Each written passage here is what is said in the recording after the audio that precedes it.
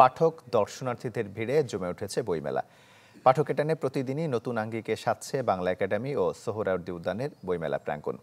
আজ মেলা শুরু হবে বিকেল ৩টায়, চলবে রাত ৯টা পর্যন্ত। গতকাল অমর একুশে বইমেলায় ১৭তম দিনে প্রকাশিত হয়েছে ১১৩টি নতুন বই। এর মধ্যে কবিতার বই ৪১টি, এদিন গল্পের বই এসেছে ২১টি, উপন্যাস ১৪টি, প্রবন্ধ ৬টি, গবেষণা ২টি, শিশু সাহিত্য ৫টি, ছড়া ২টি, জীবনী ৩টি, মুক্তিযুদ্ধ বিষয়ক ২টি। এছাড়া ইতিহাস বিষয়ক ৪টি, ভ্রমণ কাহিনী ২টি, ধর্ম বিষয়ক 3টি, স্বাস্থ্য বিষয়ক 2টি এবং অন্যান্য বই 6টি।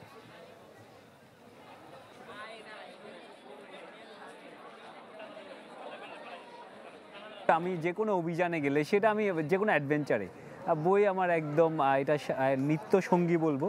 আমি ইনফ্যাক্ট বাইরে গেলেও, বাড়িতে থাকলে আমি মানে হার্ড কপি পড়ছি, আর যখন আমি বাড়ির বাইরে আমি বুক পড়ছি। তো পড়া আমার জীবনের একটা অংশ বলবো। পাঠক আসছে মোটামুটি, এখন চাই আরও পাঠক জমুক, আরও ভিড় হোক, ভিড়ের মধ্যে সব পাঠক বই খুঁজে নিয়ে যাক, এটাই চাই আমরা। ব্যাগ ভর্তি করে তারা বই নিয়ে বাসায় চলে যাক।